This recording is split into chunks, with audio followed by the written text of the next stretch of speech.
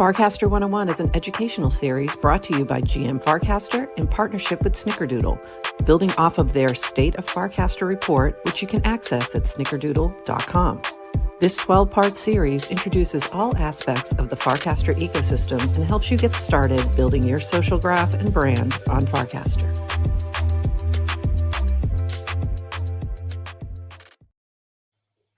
GM Farcaster, and welcome back to Farcaster 101. This is Module 5, and we're talking about the culture and vibes of Farcaster. So this is going to be a fun one. I'm excited for this one.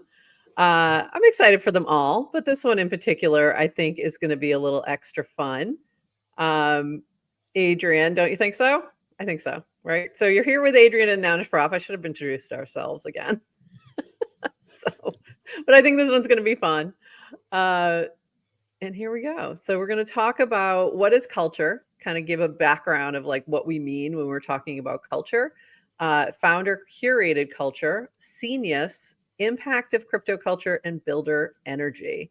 And if you have not watched modules 1 through 4, and you're really new to Farcaster and you're like brand spanking new and don't know what we're talking about, I would step back to those.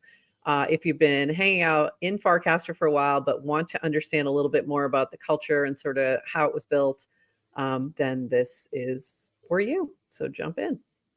And Adrian, so when we talk about what is culture, like what do we mean by that? Yeah, so everything we've talked about so far has been all about like the technology behind Farcaster. What we talked about, what is Farcaster, Farcaster frames. This about culture is a much softer topic. I think it's really interesting. So there is no written definition of this is what the Farcaster culture is. So when we talk about culture, it's really all of like the unwritten rules and of how anything gets done or how people communicate or the things that people like, the things that people don't. It's sometimes hard to articulate. It's hard to put a finger on. It also evolves over time. So it's really all kind of the soft practices and kind of how things are done within the Farcaster world, how things are successful. So the reason we want to talk about culture is because understanding the Farcaster culture and what makes Farcaster culture unique will really help you be successful in Farcaster, or if you don't understand it, maybe fall on your face. We don't want that. We don't want that for you. We don't want that for you. And I love the idea that, you know, culture does evolve. So what was true 2 years ago on Farcaster may not still hold, because as the platform scales, things change, new people come in and have their own impact on the culture. And we're seeing that constantly. So although we're going to talk a little bit about sort of the bedrock foundation and things that you can still see today, there's always going to be new impacts that are coming in. And the other point of like culture is learned, and that's why we're here to like talk about it, because it is learned. It is something that you either dive into or you impact and change, one or the other. And our culture has been, you know, the Farcaster culture has been curated by the founders. The founders are the ones who brought on the initial group of folks who started using the platform. So the Farcaster founders are Dan Romero and Varun Shrasan. And I know I'm butchering that last name. Sorry, Varun. We just call you V. And they curated this early culture of Farcaster via invitation, because it was not open to everyone for the first year and a half, I think. 2 years even? 2 years, might even be 2 years. I think it was a while. It was founded in 2020 and only became permissionless, which means you didn't need a personal invite from the founders in October of 2023. Wow. So so some time. Yeah, there was some time where you had to get an invitation. And a lot of those invitations went out to those who were building, who were devs, who were building things within the crypto space, because the two founders come from Coinbase. So they were at Coinbase for about 10 years almost, I think, and then went on to found Farcaster after leaving Coinbase. So Adrian, like, I know you have an interesting story of like how you came on to Farcaster and what your experience was there. So can you share that? Yeah, well, the way Dan kind of curated that early audience before Farcaster went permissionless was, look, in the first probably year or so, he was onboarding his friends, his personal network. And then maybe went out to his maybe Twitter following, and he was doing one-on-one calls with people to onboard them. Like, it was literally holding people's hands. And then the next phase, he kind of would put it out there to a more public audience and say, hey, if people want an invite to Farcaster, send me a DM and tell me what you're building. And that was kind of the gate. It wasn't tell me who you know. It wasn't tell me where you work. So it wasn't kind of credential based. It wasn't status based. It was just, what are you building? And I think that made for a very, very unique culture within Farcaster, because when I joined Farcaster, first of all, I was interested in crypto. I was not already heavily in crypto. I didn't know anybody. I just DM'd him and I said, hey, Dan, these are the blogs I'm writing. By the way, I also wasn't a developer. He was primarily, I thought, looking for people who were building, like as a developer in crypto. I had done a lot of blogging. And one of the things I thought was unique was like it wasn't just developers that were early on. It was like anyone building anything. Like, that definition of builder was pretty broad. So if you were an artist or a writer or a musician or just a founder, just kind of anyone who was building something, then he let you in. So that early audience tended to be people who were all identified as a builder. And I think that really that focus on builder and culture really set the early values, I'd say, of the community, which tend to be like, if you're a builder, you tend to have more of a positive sum mindset. You tend to be more generous with other builders. You tend to understand that building is really hard. Being in the arena is really hard. So when people make mistakes, you're a little more gracious with them. So it created a really, I think, whatever the opposite of toxic and supportive are. Yeah, supportive. A supportive community. Yeah, a supportive community that supports those who are building and trying and who are entrepreneurs in the space. And I think you see that here with what Dan said here. What I think about Farcaster is we wanted to build I'm having a hard time reading. Read this. You don't have your reading glasses on. I know, isn't it? Said this quote. Incredibly. The way I think about Farcaster is we wanted to build a credibly neutral social network. That means developers have permissionless access to everything on the network, can permissionlessly build on the network, and ultimately, if it works, it provides distribution. Importantly, that distribution belongs to the person doing the distributing. Awesome. And Dan did early on with Farcaster focus on Farcaster as a protocol should be neutral. Yes, Dan and Varun are building Warpcast, which is one client, but he really wanted to attract a lot of developers who wanted to build on top of Farcaster. And the idea is lots of different developers can build on Farcaster. There can be lots of different clients, apps. The more people who build, the more people it draws into the network, the bigger your distribution is, and it creates a very virtuous cycle of developers build on Farcaster, grows the network. More developers want to build on Farcaster, the network keeps growing. More developers want to build, and you end up with a very rich ecosystem of lots of clients with client diversity and lots of other different apps that will be built on top of Farcaster. And all those apps and all that building has an impact on the overall culture as well. So one of the things that I said in the State of Farcaster report was Farcaster's builder energy is intoxicating. A business looking to engage early adopters will find beta testers galore who offer useful feedback and are happy to jump in and try something new. And we've seen this over and over again. And we're going to talk about some of the specifics around that and specific case studies of those who have built on the rails of Farcaster or have used it sort of as a jumping off point to be able to find those who would use their product and give them feedback. And we'll talk about that in our next module. And also want to point out the Snickerdoodle State of Farcaster report has a lot of great stats and quotes around this topic as well. So building in public is a big part of the Farcaster culture as well. Can you want to dive into this a little bit, Adrian? Yeah, we're highlighting this cast from Aneri who lists many reasons why you want to build in public. And we're saying to get valuable feedback, it helps you stay accountable. You're attracting collaborations, you're documenting your journey, you can iterate on your messaging, building community, you build your user base, you inspire others. And lastly, it's just more fun. Because Farcaster has this permissionless nature, because it's an invitation for developers to build, you just tend to just see a lot of people building in public, which means people are more vulnerable. If you're building in public, it means you're going to make mistakes in public. And because it's such a supportive culture, people feel fine to do that. And you end up getting better for it. So you are able to ship early MVPs and early iterations of your product, even when they're not perfected, because people want to be early adopters, give you feedback, so then you can kind of iterate quickly and improve your product with real users.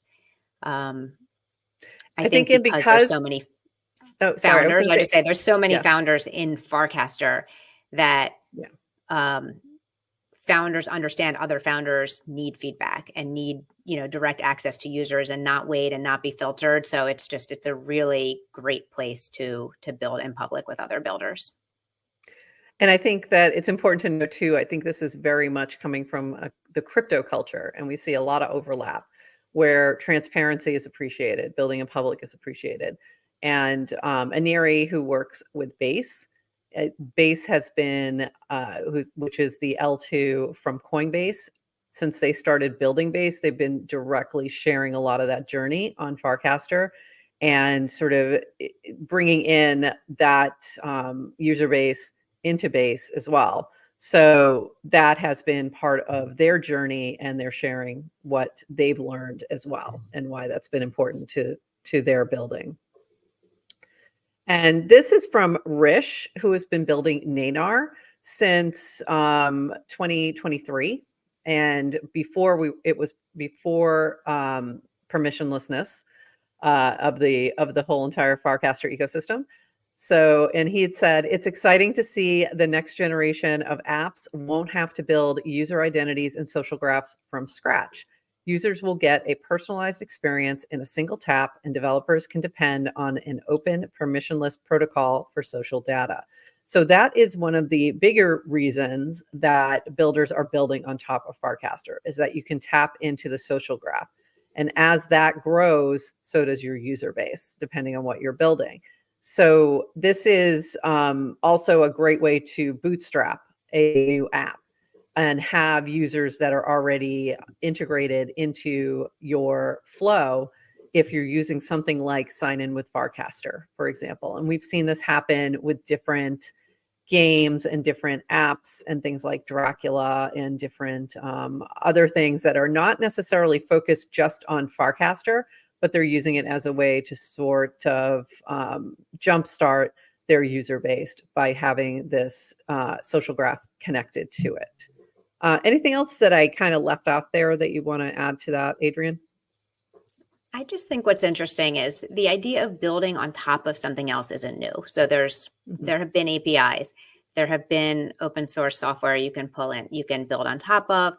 Even from a blockchain perspective, blockchains have been permissionless. So you've been able to build, let's say, on top of someone's finances, if you've wanted to. What's different about Farcaster is you're building on top of a social graph. You're building on top of user identity. So by nature, these apps that are being built are inherently social. And from a culture perspective, it promotes social behavior and it promotes community, and it shuns antisocial behavior because you have, as a user, you're in control of your social graph. I can control who I'm following, and then other apps can build on top of it. So it really is I think, an exciting future to see of just social is inherently built in to a lot of the apps that are being built on Farcaster. And just these two concepts of, we're talking about culture today, which is kind of how people interact and behaviors that are rewarded are inherently social. Yeah, I agree. And it's been really fun to see the different ways in which apps have integrated the social graph. So it can be as simple as sign in with Farcaster, which allows you to sign in with your Farcaster account rather than another type of sign in authorization, like sign in with Google or sign in with a username and password, to a point of like games like Speed Tracer allowing for a separate leaderboard that's only, those who are on Farcaster who might be playing this game, so that you can connect with those people in a different space as well. So lots of fun ways to do this. And this brings us to the Senius. And this is a concept that you've sort of, dove into and shared at the first FarCon, which was a early gathering IRL of Farcaster folks. And you shared this presentation about the Senius and whether Farcaster was one. And I found it very interesting. And it was one of the first reasons I started chatting with you and wanted to learn more. So what is the Senius, and how do you think that Farcaster is a Senius? The concept of a Senius is it's two words put together. So it's seen and it's genius. And the idea is it's the form of genius. It's a collective form of genius, communal genius, if you will, that kind of comes out of a scene. So the term was coined by Brian Eno about, I think, like the 70s British rock scene. And he kind of noticed, it's like, why is there this incredibly explosion of talent and creativity happening? And it's within a scene. I notice I am, like that different artists were bouncing, we're helping each other become more creative. And why was it all in one location? Why is Silicon Valley? Why did so much of software and tech come out of Silicon Valley? It's because it was a scene. And early days of Farcaster was very much like that. It was this small scene of lots of developers building on top of Farcaster protocol. And within a scene, there's a bunch of different characteristics that you'll see within a Senius. And one of them is that ideas move really fast within a scene. So people are very quick to share ideas and tools. So I'm not building over here, making an invention and keeping it to myself, similar to building in public, which we talked about. I'm going to build something, and as soon as this works, whether it's a new technique, a new tool, a new culture, whatever, I'm going to share it with the scene, and everybody else starts using it and takes it and kind of builds on it. There's this concept of network effects of a success, which is people aren't looking for kind of to be the sole winner. It's like you want the scene to win. You tend to be a little more mission driven. So when someone else within a scene does something in Farcaster and, let's say, creates a breakthrough app, we all feel good about it. It elevates the entire scene. It buoys up the whole scene. It makes Farcaster bigger, more successful, and pretty much the whole scene wants to join in that celebration. So there's some friendly competition amongst different app builders within, but it really is, it's competition used to make us better, but it's not cutthroat competition. We really do It's more of an abundance mindset then. It's more of a it doesn't mean you don't have to, if I win, you don't have to lose. We can all win, which is it's a good. I love this whole idea, and I really love that you brought it forward and connected it with Farcaster. So what are some other things that you see in Farcaster that connects with these thoughts? So one of the things I think we see a lot in Farcaster is called out on this slide at the bottom, this local tolerance for novelties. So it's the local, what they call outside, doesn't push back too hard against the transgressions of the scene. The renegades and mavericks are protected by this buffer zone. What that means is it's okay to make mistakes. So people can really push the boundaries. I think in other social networks, people are scared to say something too controversial because you'll have kind of the swarms of thought police come out against you and tell you why you're wrong. People push boundaries a little bit. People are willing to take risks. And when someone does kind of push too hard, and we've seen this happen sometimes, someone says something or puts something out that maybe isn't received so well, they're able to recover from it, and they're able to learn from it. And it doesn't escalate into something that is like not recoverable. So it's like we allow people to make mistakes. And when I say we, I do mean just kind of the broader Farcaster community. The culture does allow for people to experiment and really push boundaries. And that I think that only will only stay and will only scale is if we keep kind of working hard to keep that culture, right? And being respectful and giving feedback and building in public and kind of all the things, and really looking to better Farcaster. I think a lot of the things, the reason it can be a Senius so much is because we have kind of shared goals that for the most part, people are mission driven in terms of advancing Farcaster as a protocol, advancing crypto. And even though we do, the new version of the internet, so to speak. So yeah, I agree. And if you want to learn more about Senius in general, and how it impacts Farcaster or how it connects with Farcaster, I highly recommend you take a look at this article by Adrienne. She really dives into the details, and I found it super interesting. It was, really helped me think about Farcaster differently. The other thing we've often heard is the sort of phrase, FC is the new YC, meaning that Farcaster is like an incubator or Y Combinator. Not exactly. Obviously, it's not exactly the same, but there is this incubator feel. And we've seen it at different times where, for example, when Frames launched, there was an energy that was palpable, not only online, but that transferred over to IRL. And we'll talk a little bit more about that in our next module. But there was this moment where everybody kind of went, oh, this is really cool. What else can we do to help proliferate this idea and to help people build cool things using this new opportunity of Frames on Farcaster? And there were IRL hackathons happening and online hackathons happening and people putting some funding behind it as well as support. And it happened very quickly. And it felt like the whole entire environment was involved or somehow connected. Whether it was just you're testing a frame for somebody else, or whether you were hacking on something, or whether you were giving a space for people to come together for a hackathon, or buying pizza for the people at the hackathon. I would say, all those things. Yeah, but I would even say Farcaster is even better than Y Combinator as a incubator because it's permissionless.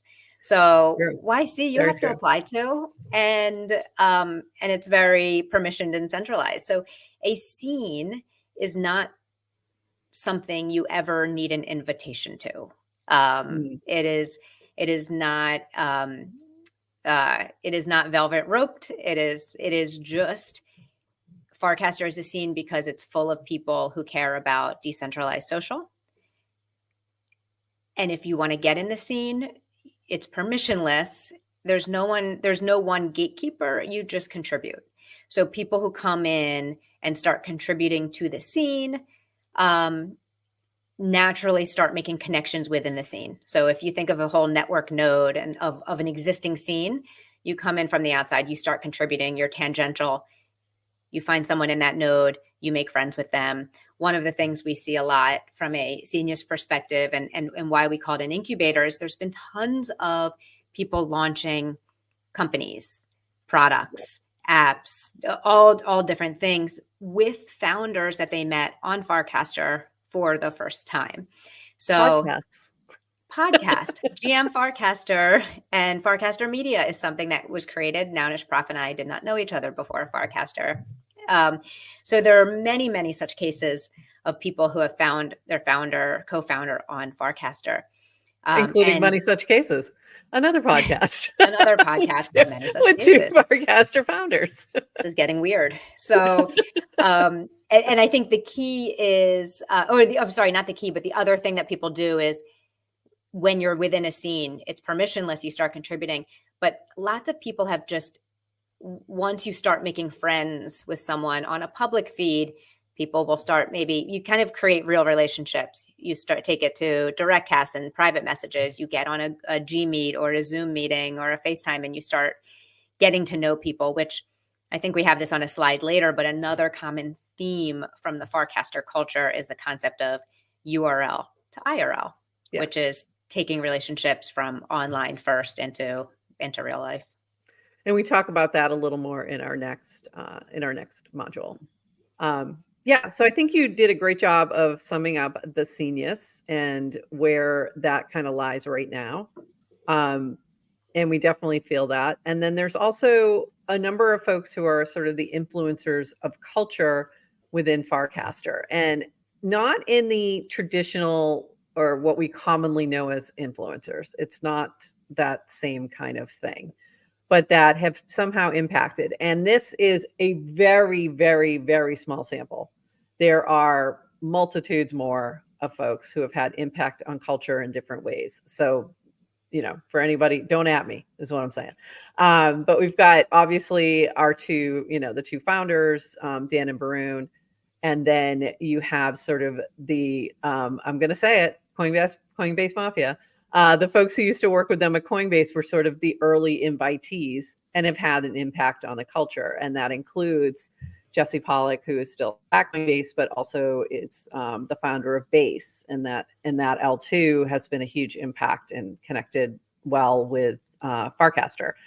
Jacob from Zora is another one. And that has also had a huge impact on Farcaster and vice versa, with Zora being the first platform where you could mint an NFT through a frame directly on Farcaster, for example. Rish, who we've talked about before, who launched Nanar, which is a platform, a suite of tools, really, that can help any builder create something on the Farcaster rails. Linda, who we're going to talk about in our next module a little bit more, who was at Coinbase and then moved on to create her own fund and then launched Bountycaster. And that has grown tremendously. And we'll talk more about that in our next module. And then we have Vitalik, who obviously, wasn't necessarily somebody coming from Coinbase or friends with Dan, but came through in a different way because of his dedication to decentralization and anything built on sort of Ethereum rails, if you will. So he has, for a while, been pretty integrated into Farcaster, especially early on when it was very small. It was, he produced a lot of some of the most interesting content that was coming in and still does. But there was even a moment in time where people were upset that he was on Farcaster more than Twitter and wasn't sharing as much on Twitter, and even got Elon Musk's attention with why did he leave? And he didn't really leave, but he just was spending a lot more time in the Farcaster ecosystem. And then we move on to a few other folks who have had impact, who didn't necessarily come from that early ecosystem, but have had a strong impact of their own on Farcaster, like Ted and Nonlinear and Cameron. So Ted, who has just been somebody who has had a huge influence on the culture, created Club Ted, was very instrumental in bringing together the second FarCon, and just in general is somebody that you're going to want to follow to kind of see what's happening within the space. Nonlinear, who created Fabric, is one of the co-founders of Fabric and Hyperssub, and you'll see a lot of talk about Hyperssub within Farcaster, and we'll talk more about what that is in our next module. And Cameron, who has created a number of different projects, including recently with Kristen, OK Banger, which is a podcast and live stream. But before that was, along with Grin, one of the first founders of FarCon. So the first FarCon that was done in Boston, very small, but sort of instrumental piece of the puzzle in forming the culture of Farcaster. And then below that, we have a few of the other brands and impacts of Farcaster. In the middle was Base, which we've talked about already, and sort of those connections there. On the end is Purple. Purple is a DAO that was founded 2 years ago to help support builders on Farcaster. That is their mission. is to help fund and support and amplify those who are building within the Farcaster ecosystem. And that was, for many folks, including GM Farcaster, the first revenue they may have received, or even the first support of any kind as to what they were doing. So really instrumental in helping to grow the Farcaster ecosystem. Next to that is us, GM Farcaster. And I feel like we've had a pretty big impact on media and sort of helping others get bring forward their own idea of what Farcaster media might look like, Farcaster focused media. And then on the end, you see a little hat and a little M. And those two are two of the cryptocurrencies that are integrated into the Farcaster ecosystem. That's DGen and Moxie, which is fairly new. DGen, which has been around for less than a year, but feels like forever. But it's been about, I think, 9 months. And we'll talk more about both of those in our next, in module 7 and 8, when we talk about cryptocurrencies. Adrienne, anything you want to add that I may have left out in terms of some of these influencers of culture? Yes, of course. So it just occurred to me, we're talking about Moxie and DGen, which are, and we are going to be in later modules talking about different cryptocurrencies. A question that comes up a few times is, does Farcaster have a token? Does Farcaster have a native token? When will Farcaster issue a native token? The answer to all those questions are no, no, never. Farcaster does not have a token, has no intention to release a token. I'd say the native token of Farcaster is Ethereum, is or Ether. The currency within Warpcast is Warps. What that has done, which is one, allowed other people to create tokens within the network. So DGen and Moxie are both permissionless tokens, and there's some other ones as well. They're both ERC20s, to be specific. So when we talk about Warps, Warps is an in-app only currency, but it does not have value outside of the Warpcast. But these other tokens are actually ERC20s that are traded on a blockchain. Yeah.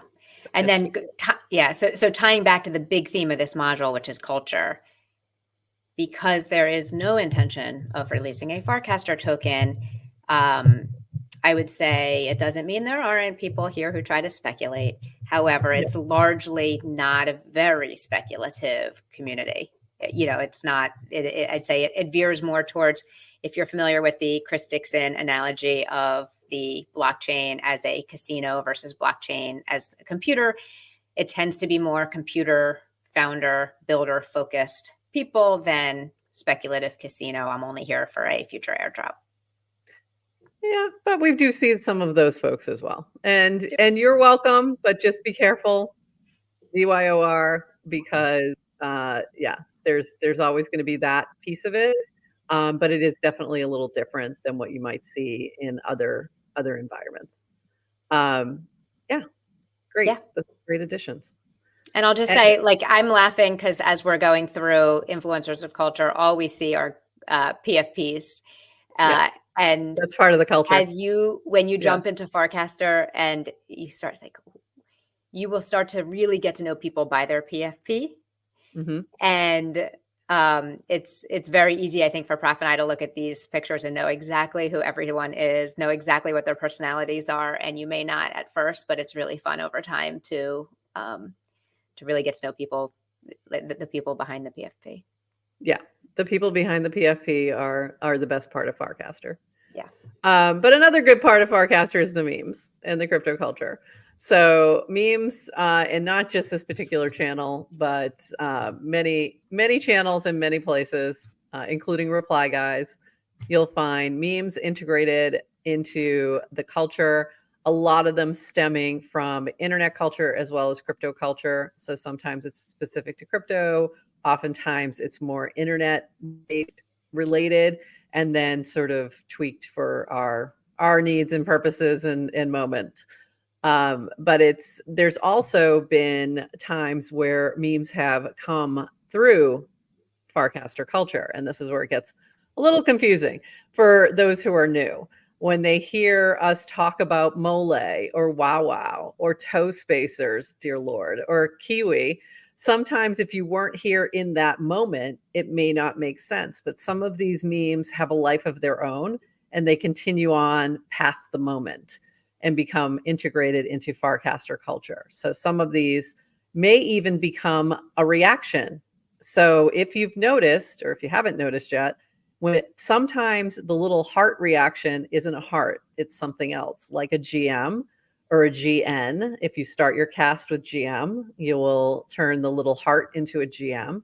If you start it with wow wow or have wow wow anywhere in there, you will turn that little reaction to wow wow. And that came directly from a cast and from just a very didn't seem that important at the time moment of Dan kind of pushing back and telling somebody that this was a low effort reply.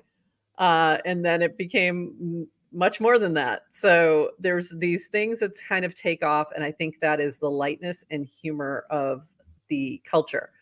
And so if you see something that doesn't quite make sense, but it seems like others are getting it, just ask, what are you talking about? Because it may be related to one of these old OG memes that are kind of built into the underlying culture.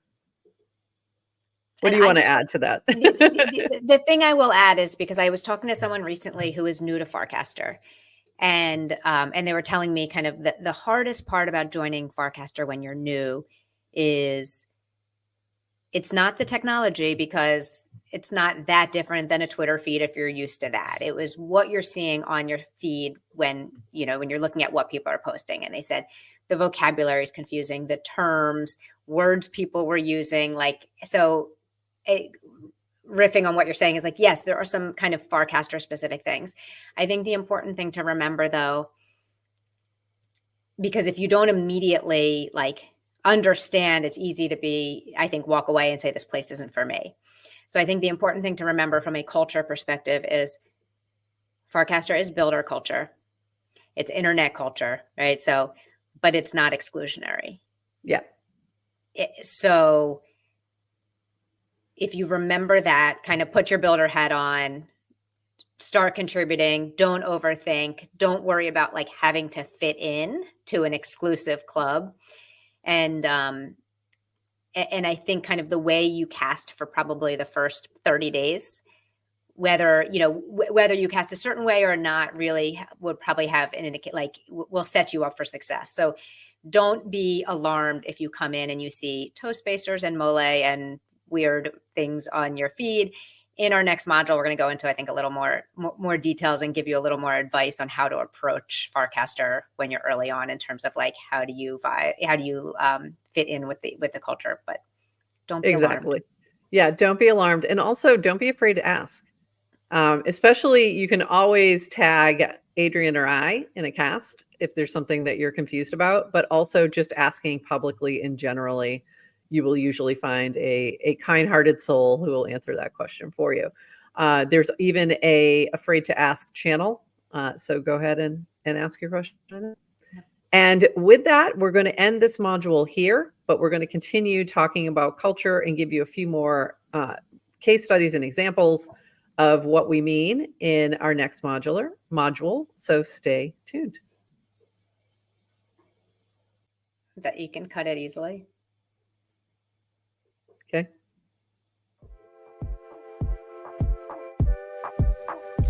Farcaster 101 is an educational series brought to you by GM Farcaster in partnership with Snickerdoodle, building off of their State of Farcaster report, which you can access at snickerdoodle.com. This 12-part series introduces all aspects of the Farcaster ecosystem and helps you get started building your social graph and brand on Farcaster.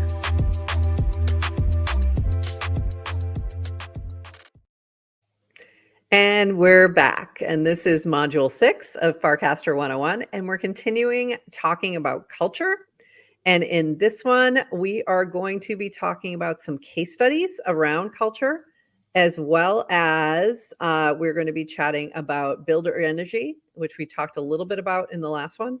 And we're going to dive into what URL IRL is and how it really has enhanced the Farcaster ecosystem overall.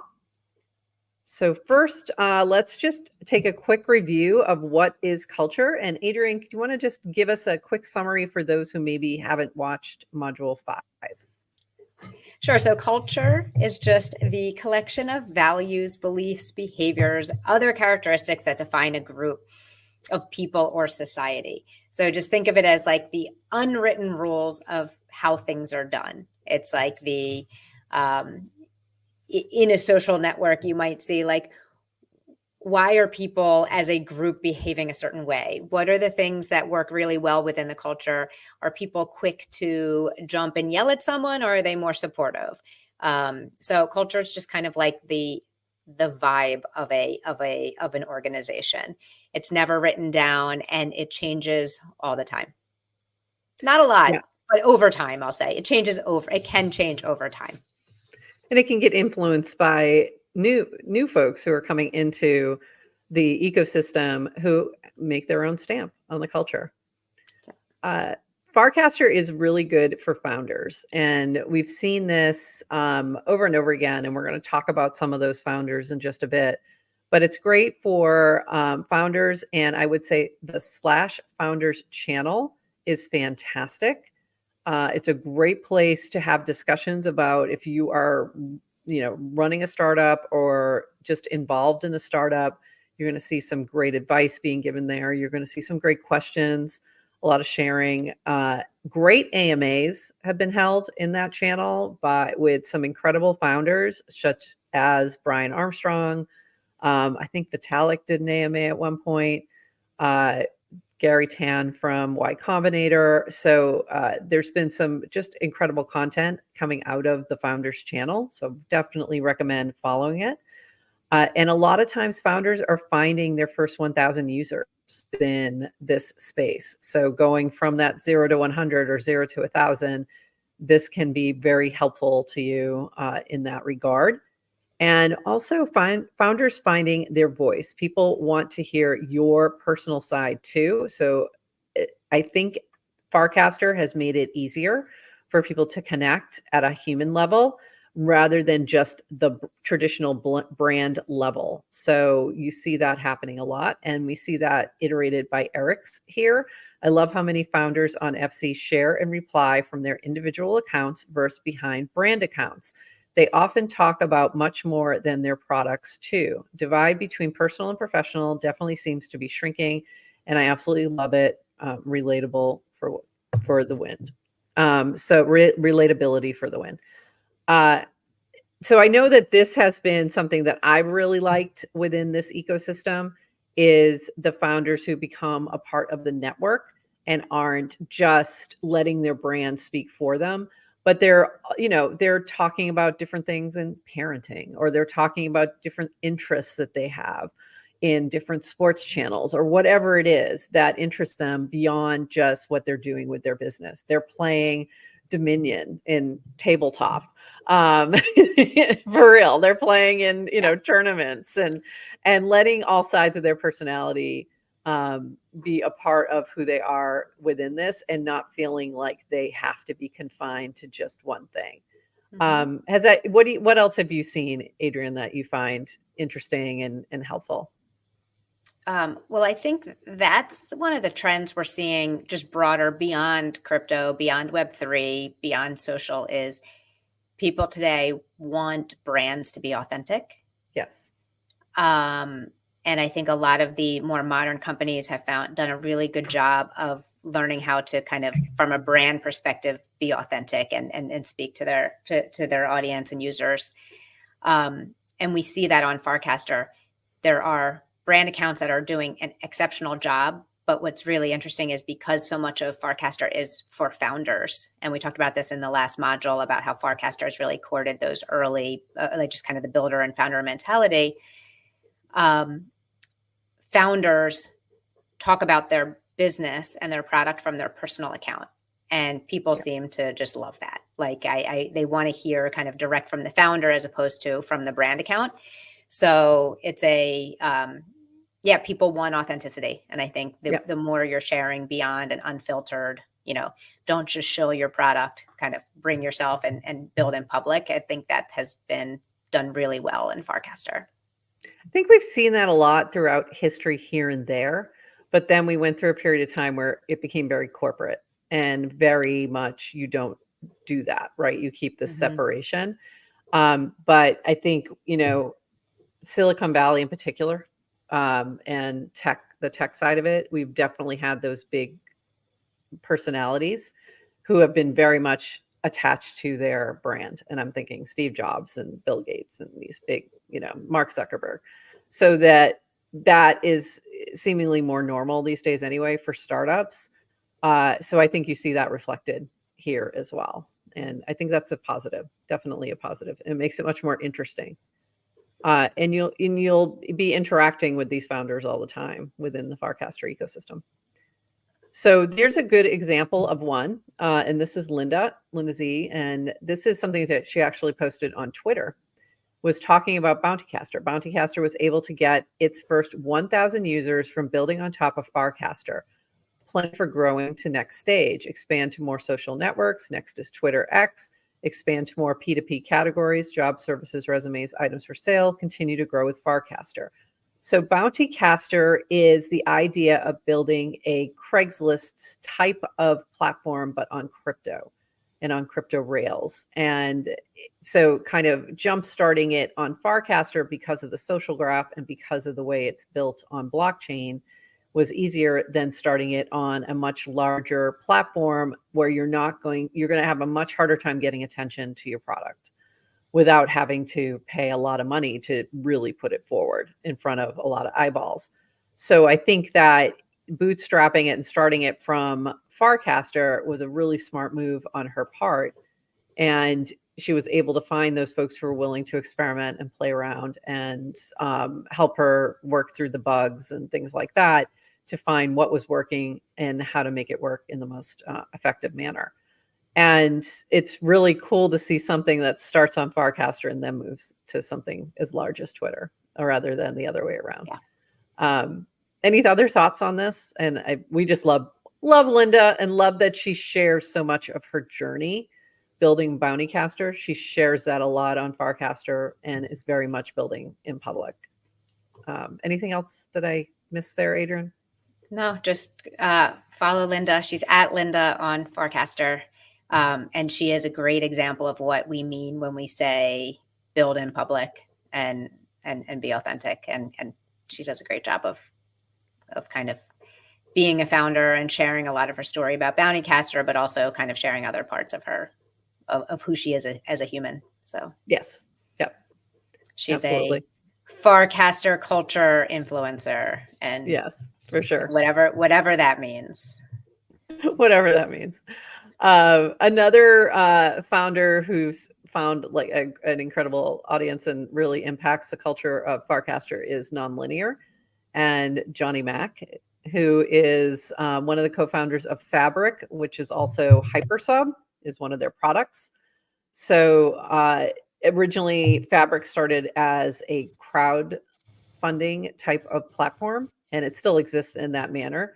But Hyperssub was then launched, and that's been something that has really taken off within the Farcaster ecosystem. And Hyperssub is a crypto blockchain type of Patreon, just to give you a reference point, but works in a little different manner. So what you're buying is an NFT that may give you different benefits depending on what that Hyperssub and that subscription is meant to provide. So for example, GM Farcaster has 2 Hyperssub tiers, and folks who are in one of our tiers, the Wow tier, yes, we connected with the memes, they get a copy of every NFT that we drop. And then we have a lower tier where they may get pieces of that and other benefits. So that's what Hyperssub is. You'll see it often on Farcaster for all different folks doing all different types of things, whether that is supporting art or supporting different creative efforts, podcasts, etc. Or as there's even been a couple that have been more service-based for like design services and things like that. And now our own little AI bots are launching their own Hypersubs. So there's a lot of fun to be had here. But Johnny recently casted that they reached their first, 1 million USD worth of Hyperssub subscriptions. And that happened in a fairly short amount of time, probably maybe about a year, maybe a little less. So again, being able to sort of bootstrap and really go hard and find those early users, it seems to work much more easily on Farcaster than other platforms. Anything else you want to add to that? Just to shout out as well, Nonlinear is, yes, he's a builder. Yes, he's building on Farcaster and he casts about it, but he also runs the memes channel, which is kind of big into, we talked about the importance of memes in Farcaster.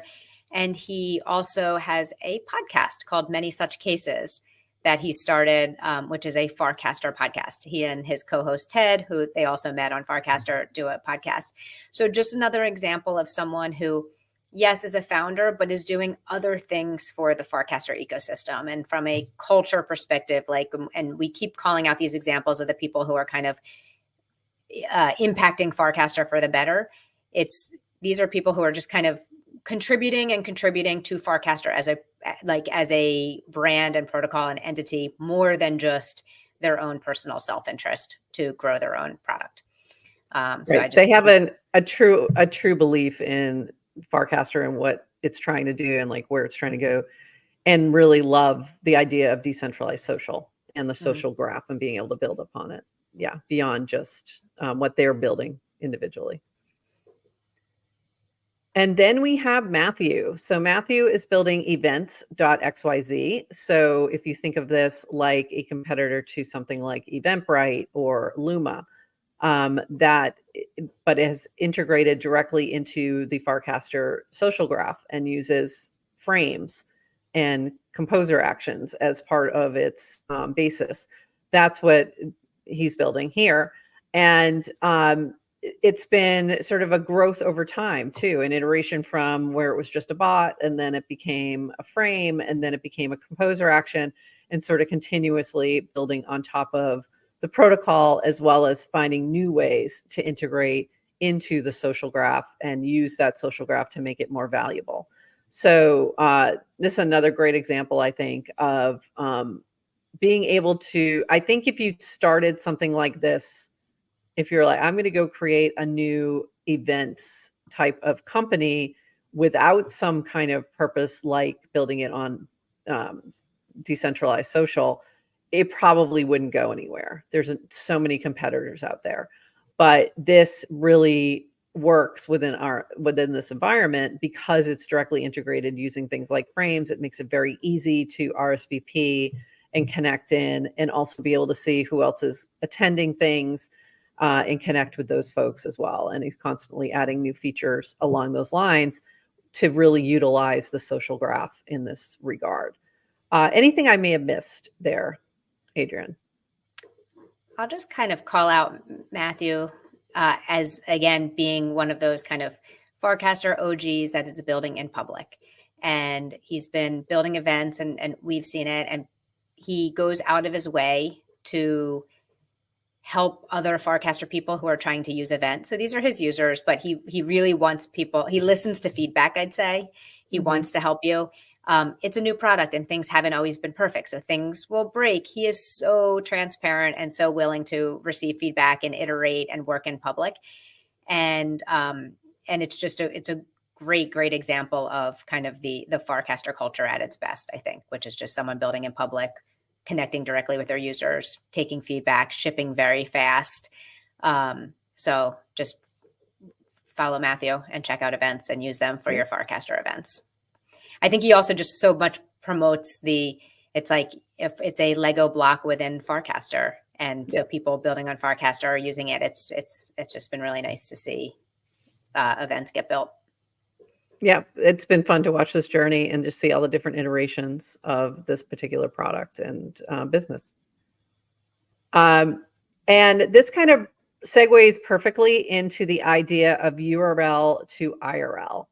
And I'm using Farcon as an example, but really any events at all. And the reason that events are so important, and the reason that meetups and things like that are so important, is this idea that, yes, we may get to know each other on a online platform, but we want to continue that conversation in other ways as well. So whether that's jumping on a Zoom with folks, which used to happen a lot in the early days, not as much now, or going to a meetup in your area. And events and Matthew were some of the first folks who were really promoting that and helping people even help fund some of those early meetups.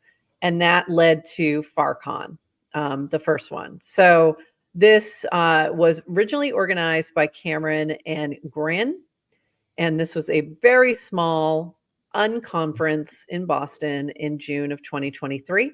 In its first iteration, it was FarCon the beta. So technically FarCon 0. And only about 70 folks in the room, but very, very impactful because it brought together a bunch of different builders who all were doing something related to Farcaster. And there were lightning talks and presentations about what people were building. Really, I think a pivotal moment for a lot of folks. Some of us met our co-founders there. And it was, I think, the first real big moment for me of like, oh, I want to definitely build in this space. This is something that, I can see the future and where this is going. And that kind of solidified beyond just what I see on my screen. What do you want to add to that, Adrian, in terms of like the first FarCon and then maybe actually I'll slide over to this as well, and then and I'll open it up to you. So we had that first FarCon, and then why don't you talk about the FarCon in Venice and Farcaster Fridays? Yeah, well, I'm going back to the first one. I'm reminded of a thing that a lot of people in Farcaster say, but I think Dan, the founder of Farcaster, says it a lot too, which is Farcaster is more of a social network than social media. And so it really is network based. So therefore the relationships and your social graph and the people you meet are really valuable. So the concept of URL to IRL, which is you're meeting online first, you're meeting very often behind PFPs where people are somewhat anonymous. You may not know where they live, what their gender is, what their real name is, what they do in real life, but you meet on your feed talking about shared interests. You find out who people are, and it kind of leads to IRL interactions. And so after FarCon, the beta in 2023,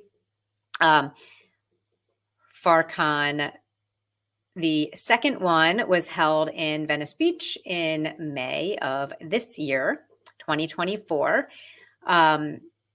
It was, I think it was sold out, probably had about 400 people who came in. It was over the conference over 3 days, or it was like a few days followed by a hackathon.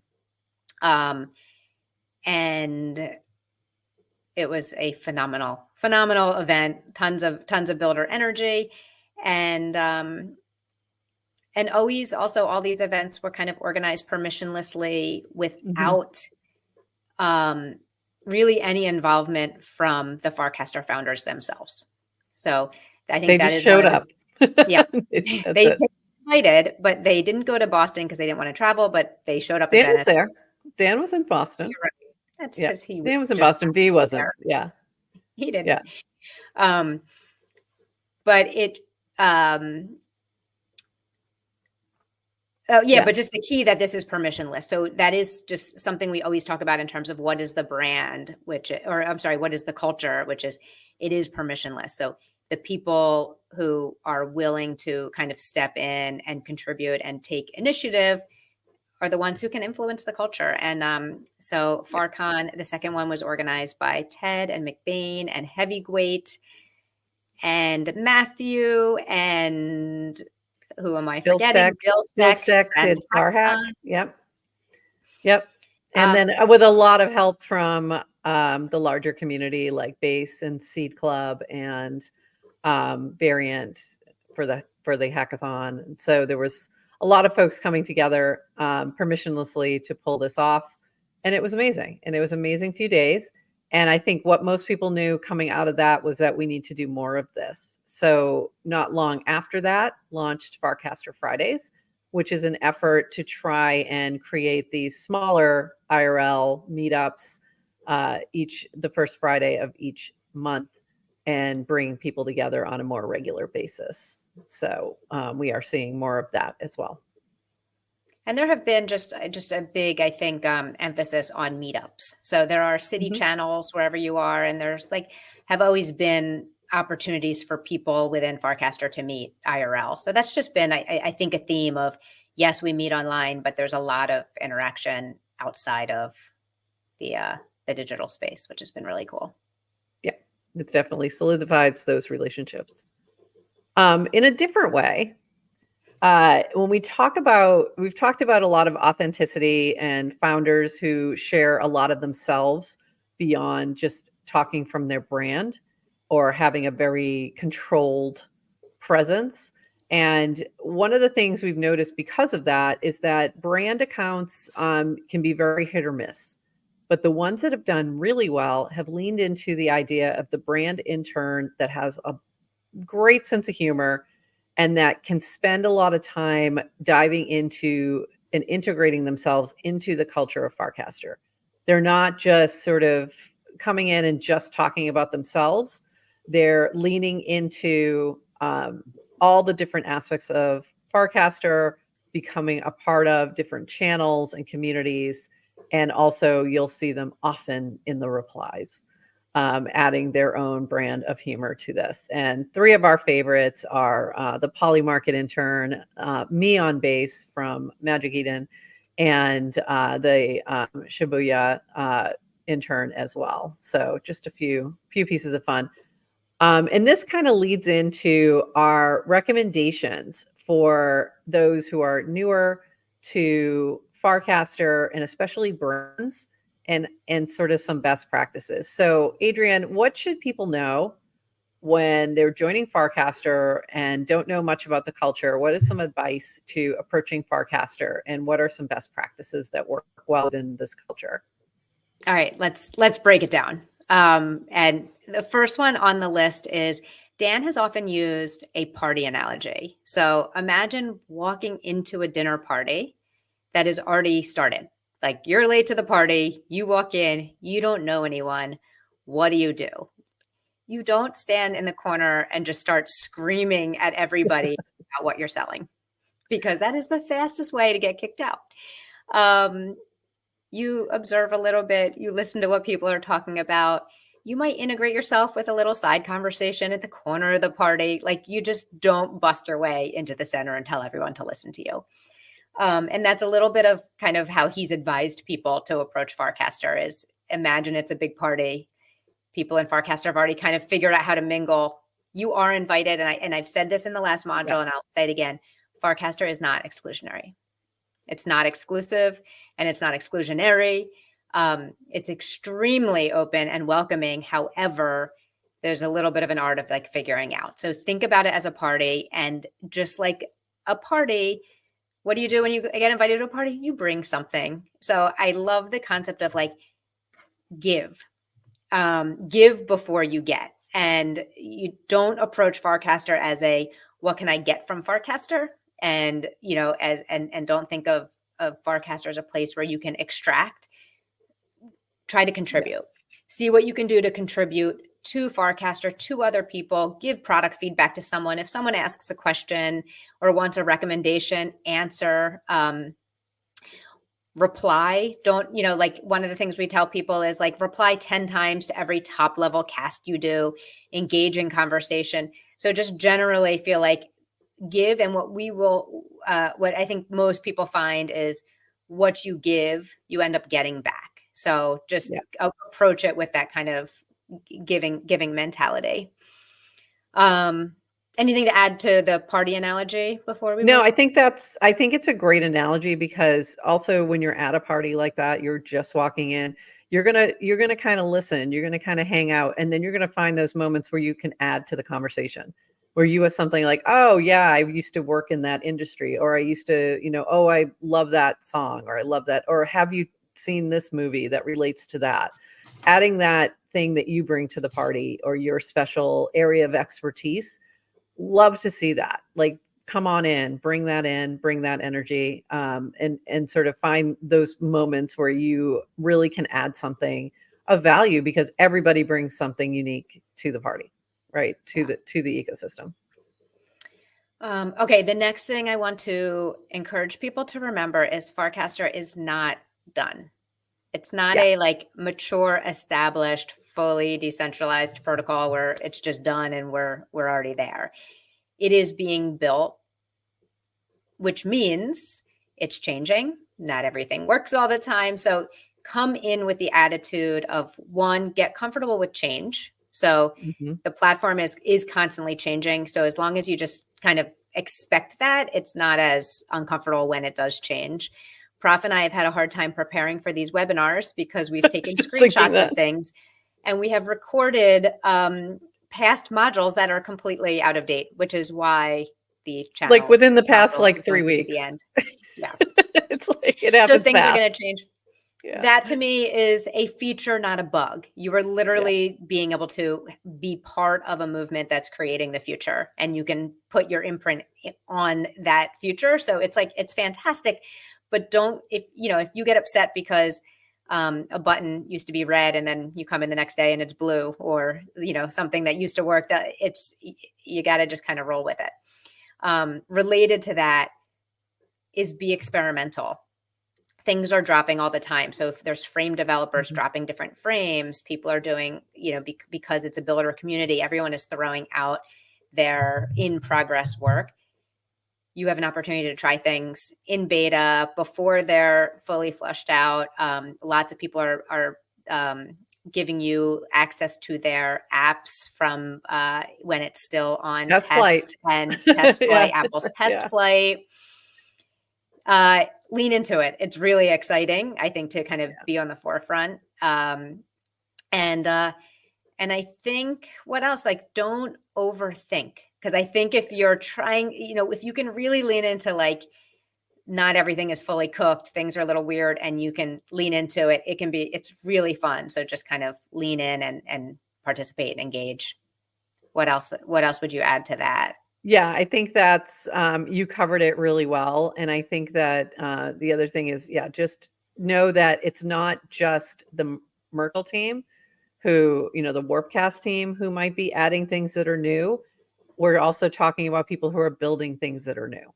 So they're building something that integrates, that might really enhance the experience, or that might not, and being able to provide feedback on that as well is really helpful. So have fun with it, for sure.